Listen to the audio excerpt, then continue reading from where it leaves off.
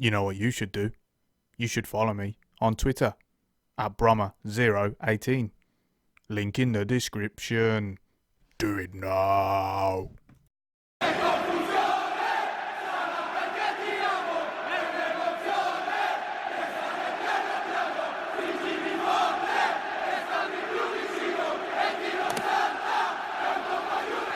Hello everyone, welcome along to our AC Milan realistic rebuild on FIFA 20 career mode. We have just finished season 1 now, and I got a couple of apologies. First of all, I do apologise for the fact that if you're watching this in real time, it's been quite a few days since I've uploaded, I do apologise for that. And secondly, we was going to have, I sort of hinted at it, maybe a goal of the season video coming, and you guys could vote on it. Unfortunately, sort of coming to do it, and the problem was that with the replays being quite small in a lot of the highlights that we show, because obviously the highlights at the end of each game are quite small and stuff, it wasn't really suitable for the format of the goal of season that we've done in the past, so like on my PES videos.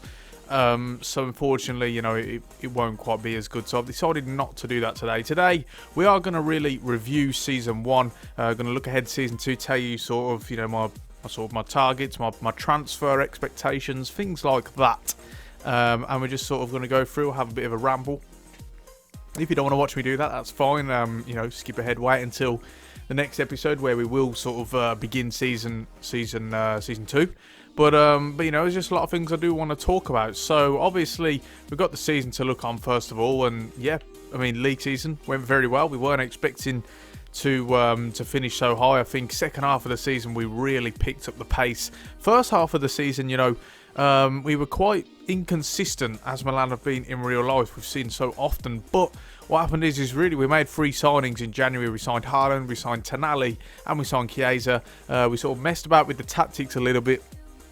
We added a 3 at the back formation. We also changed about the 4-4-2, made it more of a counter-attacking, sort of build from the back sort of system, and it worked like a treat. And we just hit some fantastic form as a result in the second half of the season. The likes of Haaland and Chiesa on absolute fire. And, it led to us really putting together a run of results, and we finished second in the end. At one point, we were starting to mount a challenge on Juventus. They did just have a little bit too much, so only lost 4 games all season. So they're going to be a tough nut to crack next season, but we're really going to enjoy that challenge. I think we've got a lot to offer and to bring to them in the next season. But yeah, obviously the objective was just to try and finish in the top 4, try and sneak a Champions League place. We're ahead of schedule, and that bodes really well for our rebuild. So I think first season, we're very, very pleased with that. Not only do we have the league, but we also had the Coppa Nazionale as well, the Coppa Italia. And, we win that. And I was absolutely delighted. I made my intentions known at the very start when we played our first game in it against Frosinone. I said, I want to win this tournament. We need to start winning trophies. We need to install a culture, a winning mentality at the club, and I think that is the best way to do it. So, we beat Frosinone 4-0, and then we had Inter Milan away, we beat them 4-1, and then we had Lazio over 2 legs in the semi-finals, beat them 5-2 overall, and then of course we came to the final in last episode and we beat Roma 4-0. So that was just triumphant all the way through. We just looked comfortable throughout the whole of the competition, every round, and I'm very, very pleased with how that went. So it went really well. Of course, we were helped this season by the fact we had no European football, so we weren't having to deal with lots more rotation, a lot more sort of energy problems and stamina issues, because we didn't have to compete in Europe. Of course, next season we will need to make a couple more transfers based on that, because we need a bigger squad, we need more room for rotation. So we will have to bear that in mind, and of course it will be sort of a tough challenge, but one I'm very, very much looking forward to. In terms of the way the squad looks, like I say, very small squad at the moment. We've got a couple more players who are going out. Duarte is on his way out. Cavanera as well, his contract is coming to an end. We're also looking to shift out the likes of Calhanoglu. We've had some offers for Suso, and I think clubs are going to come back in for him again. And if we get the right offer, we are open to selling him. Pepe Reina is another one who's been sort of making conversations about leaving. We do have Alessandro Pizzarri, though, who is out on loan, and he will be coming back this season. In fact, let's have a look at the squad hub. See, there are a couple of players out on loan. Pizzarri is one of them, and he's he's well within our thoughts. Of course, it's really hard because we've also got Donnarumma, so obviously we've got to play one or the other. I'm thinking in cup competitions and maybe also European games as well, we're going to give Pizzarri the opportunity, and I think that will be the best way going forward. In terms of that, we've also got a couple of others. Diego Lazal will come back from his loan spell at Dortmund, and I'm looking forward to getting him back. He's one I do want to sort of bed into the first team again. We are sort of low in that left back situation. We've only got Theo Hernandez at the moment. We were having to play Benacer there because of the fact he's left-footed and a defensive player. But with Lazal coming back, you can also play left midfield as well as left back, left wing back, etc. So that will be a really good piece to add to the squad.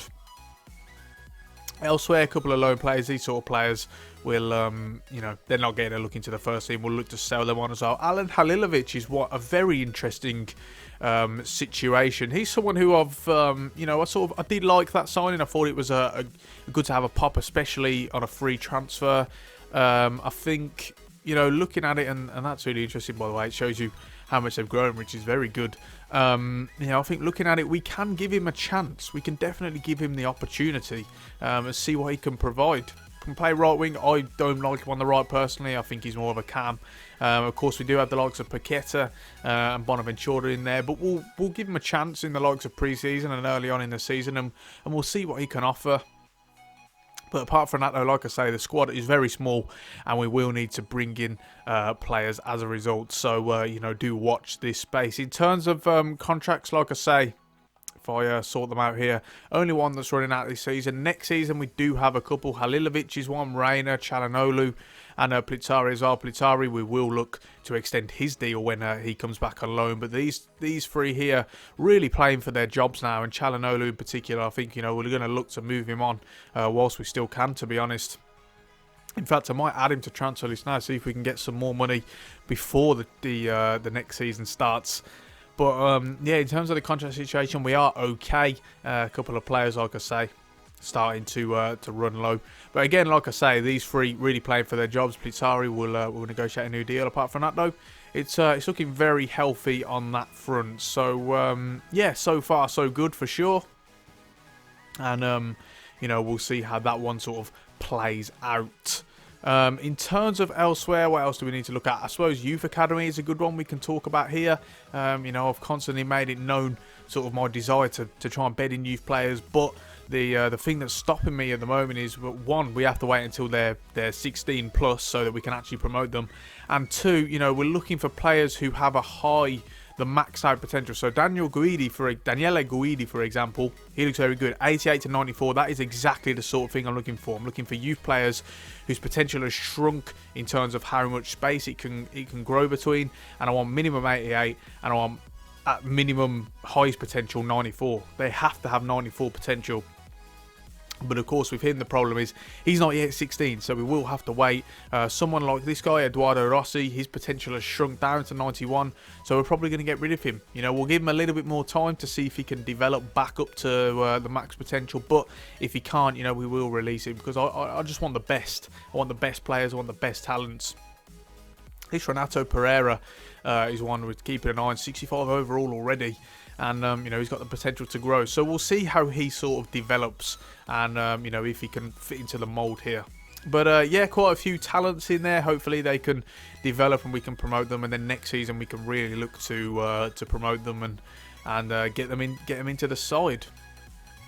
In terms of the board expectations, we did achieve all of them, apart from this longer term one, which was reach a semi-final of the Champions League. So next season they want us to reach a semi-final of the Champions League. I'm not sure that is realistic at all, to be honest, so that's a bit disappointing. But apart from that, it's all very, very well. Reach the quarter final, finish their Champions League place, promote youth players, etc. You know, brand exposure, we don't really have any control over that, to be honest, but, you know, there we go.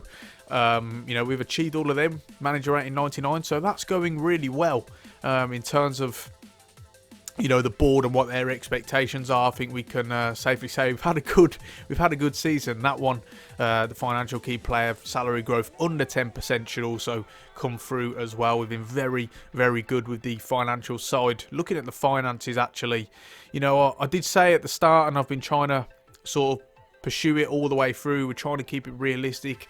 They've had a lot of money problems, AC Milan, recently. They were, of course, expelled from the Europa League for a season because of the fact that their financial fair play rating was so poor. You know, they weren't making a profit, spending too much of their turnover on wages and expenditure, etc. So, you know, we tried to work on that, and as a result, we sold a lot of players and didn't bring many in, particularly at the start of the season. I don't think we brought anyone in, to be honest, because we were just trying to get the finances back up to books.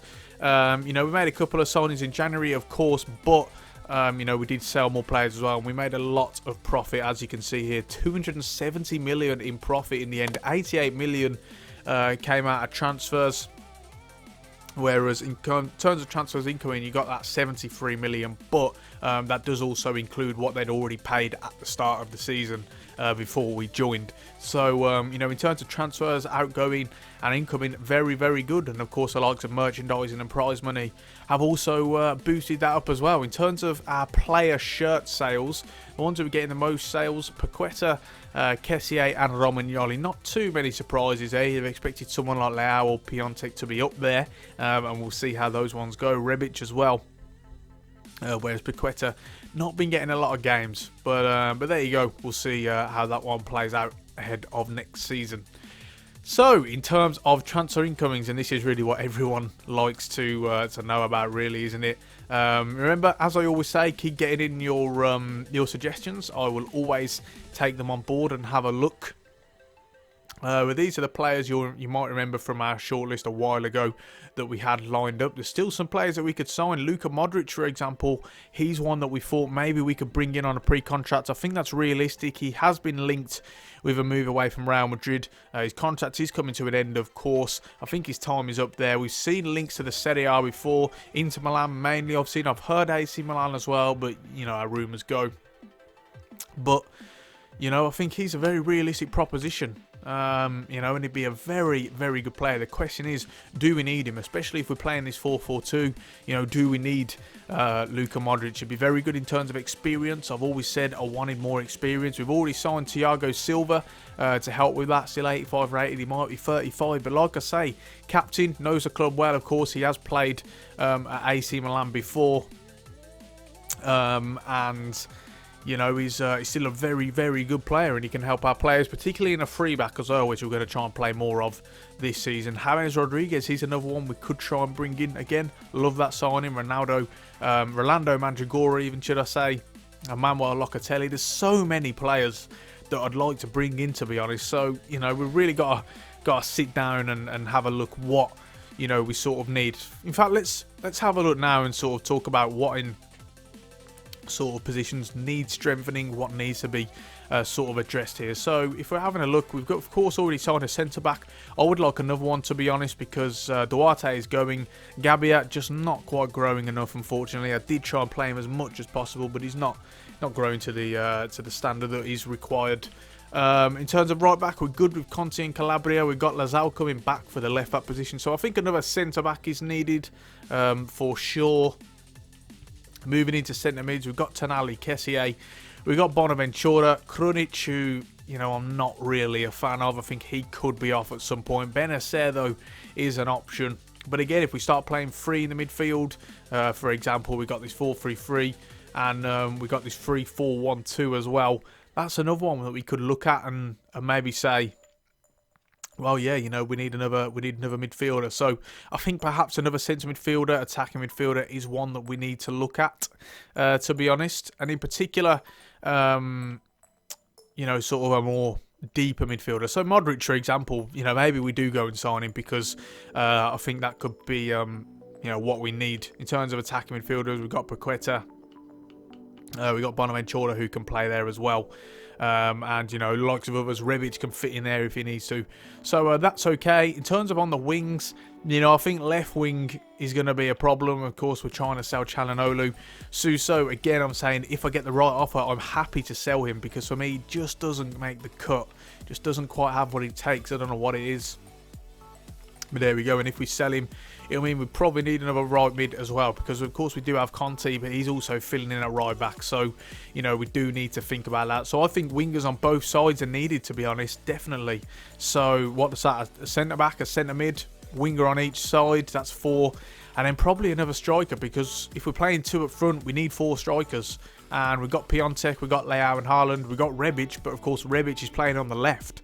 So another striker as well. We've got to start thinking about this, and I think, you know, we need to start pressing on. Of course, we can't go out spending loads and loads of money on all these players. So I think we've got to look at the low market, perhaps. You know, we see it a lot, particularly in the likes of the Italian, the Serie A. You see a lot of teams loaning out players, for the first team and for rotation purposes.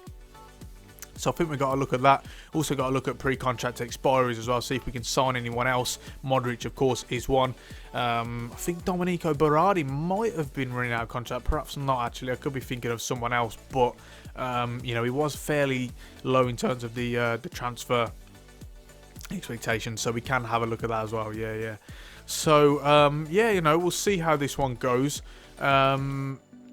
Callejon, he's a great option, actually. We can sign him on a pre-contract expiry. I love that signing. I do love that signing. Big fan of Jose Callejon. I think he's a terrific player. 33 years old, though, doesn't quite, you know, fit into the mold. But again, we are trying to look to bring in a couple of experienced players, because we've got such a young side. We've already done that with Thiago Silva. Could we do that with Callejon and Modric as well? I think it's definitely up for debate. It's something we've got to think about. So we're going to look into that one for sure. And we'll see how it goes. But, yeah, that's about it for now. In terms of transfers, outgoings, like we say, we've already spoke about it, but I just want to sort of reiterate one more time. We got Duarte off, Calhanoglu we're trying to sell, Krunic probably going to try and sell as well, Suso, Reina, happy to let him go for the right price, and that would probably be about that. A couple of loan players coming out as well who we can get rid of. But yeah. You guys, by the way, like I say, keep on letting me know, keep giving me your suggestions, and I will bear them into account, that is for sure. Next episode is probably going to be the first game of the next season, and then we'll recap on the transfer dealings that we've done. Either that, or we decide to just sort of sim, and I'll show you all of the transfer sagas if and when they happen. But on that note, I think we are going to finish off there, unless there's anything else I need to think about. Or maybe the stats, actually. Maybe I'll show you the stats of all of the players. You know, that's quite a good one to have a look at. So we'll sort by appearances first of all. Donnarumma, of course. I think he appeared in every single game. I can't imagine myself ever having rotated him out. So he was ever present in the side, and he did a brilliant job. 18 clean sheets in the end. He's actually got 1 assist. I can't remember that, but yeah, I mean, there you go. Fair enough to him. So yeah, he was ever present. Romagnoli, Kessié, Hernandez, Caldara, the other ones, sort of ever present in the team, been absolutely key to maintaining this sort of squad core. In terms of goals, having a look here, I mean, look at that. Erling Braut Haaland, he comes in January and finishes as top goal scorer. 17 goals in 17 appearances, and he also gets 7 assists as well, just to top it off. That is absolutely fantastic. So pleased. And look at his average rating, 8.4. He has just had a terrific season. So delighted. The mad thing is, I didn't even want to sign him. We only signed him because he wouldn't get off the screen, if any of you can remember that episode. And as a result, I just decided to sign him, and it's just worked out like a charm. So I guess it was a sign after all. Elsewhere, a couple of other players. Look at Leao, 17 goals and 16 assists. Another fantastic return. His average rating, once again, really impressive at 8.1. and in only 31 appearances as well. So he's absolutely loving life. And perhaps a surprise story of the season for you guys, Franck Kessié, 16 goals from central midfield. Now, this isn't as surprising to me because the way I play, I always have a box-to-box midfielder in my team, and those box-to-box midfielders will always bag goals because that's just the way they are. They're always looking to poach and you know, sort of arrive late into the box, and as a result, they're in those positions. So 16 goals and 7 assists, absolutely brilliant. Hopefully he can keep improving, keep growing as well. I think that would be brilliant. And also Ante Rebic, 15 goals and 9 assists for him in 33 appearances. Really a big fan of Rebic, and hopefully he'll be here next season as well. Well, I'm not looking to sell him unless we get a ridiculous offer, but there you go. Piontek, not as much of a good season. I mean, 9 goals in 22 appearances is not too shabby. I mean, it's okay, that's for sure. Although 2 of them did come in friendly. So actually it was 7 in 18, which is okay, again, like I say. But just sort of the way he plays, he was a bit hit and miss for us. So, you know, I think there's a lot of work that still needs to be done there with him. He will be in next season, like I say, unless we get a good offer. We did have a big offer for him earlier on in the season, and we decided to you know, try and raise it, and they wouldn't pay. But if we do get another one, perhaps he'll be off as well. But we'll see. Anyway, the likes of Chiesa as well, Bonaventura also chipping in with goals and assists. They've also had very good seasons. Apart from that, though, I think we're sort of, you know, not a whole lot more to show, really. We've gone through the stats, gone through the finances, etc. Transfers. Don't think there's anything else to talk about. So, now I think we should round the episode off. If you've enjoyed this one, please do leave a like and subscribe to the channel as well for more regular gaming content. Don't forget to check out my series where we try to recreate and adapt real-life systems into FIFA 20. Really enjoying doing that one so far. So, you know, do go and check that one out. Got some other ideas for other series coming up that I'm sort of, you know, mulling over at the moment. I'm going to bring them to you guys at some point, so do keep an eye out for that as well. And I know we are going to finish it off there. Thanks so much for watching, and I'll see you next time.